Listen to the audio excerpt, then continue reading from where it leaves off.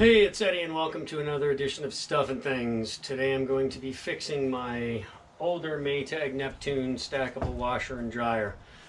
We have this thing sit out on our porch because the house we live in is small. It's only 418 square feet. And apparently during last night's rain, had a little bit of water get on it. And now it trips the switch every time we try to turn it on. It resets the circuit breaker.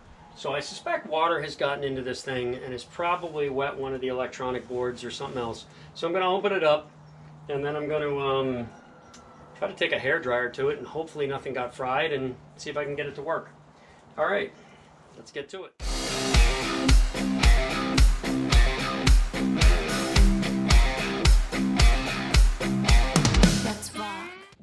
So we got the panel out. And looking at the back of the panel, you can see this board this one here look like it got toasted a little bit right there, and you can tell it's burned up right there.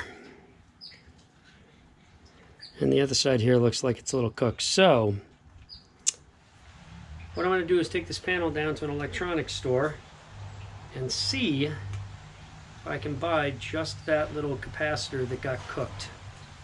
And hopefully I can, and if I can very quickly and easily solder that back in, and this thing should hopefully run.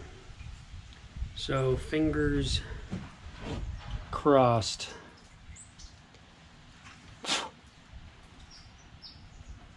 But yeah, all it takes is one of these things to crap out and whole thing's dead. And I'm guessing this circuit board is probably a couple $100. I'll look it up for fun and see what it is. All right, so I got the new circuit board yesterday, reinstalled it. It goes in the upper right corner of the machine, and now it's working fine. So it turns out that that little burned up resistor that was on that board was what was causing it to short out. What it was doing was when I went to hit the start button, it would trip the circuit breaker off because there was a short. So when I opened it up, looked at the board, found that burned out resistor, I figured that was it. Wasn't a guarantee, but basically before you spend hundreds of dollars calling somebody in, it might be worthwhile to open it up and take a look. Now you want to be careful with circuit boards because capacitors and other things on them can hold the charge even though the power is unplugged. And some of those actually can hold enough of a charge to kill you. So you want to be careful about not touching those boards. You want to be careful what you touch when it comes to capacitors and electronics. But what we did here was I opened it up, found something that looked like it was burned out, and got a new one and put it in. I think it cost me about $120 for the part. Had I called a guy out, that would have added another $200 to $300 to it, plus he wouldn't have gotten the part for $120. It probably would have been a $200 or $250 part. So I saved a chunk of money. Really the only thing I can say is if you open it up and you look at one of these things, sometimes you can find where a wire has unplugged or something burned out, and then you can just replace that piece. If I could have just replaced that resistor, I would have. But because the resistor had burned up, I couldn't see what the rating on the resistor was.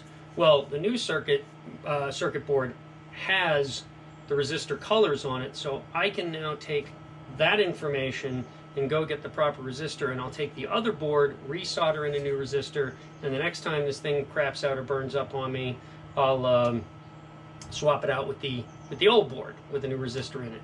I got a tarp on it. I think what was happening was a little bit of water was dripping through. I got a couple holes in my roof here, and I think some water was dripping through during the rain, landing on, possibly got in and shorted it out. Don't know, but threw the tarp up there anyways. So hope that helps you with or inspires you to at least make an attempt to take a look at stuff. I mean, I figured worst case scenario, I can't break it any more than it already is, and if it was something obvious and easy, I'd fix it, and it turns out it was. Thanks for watching.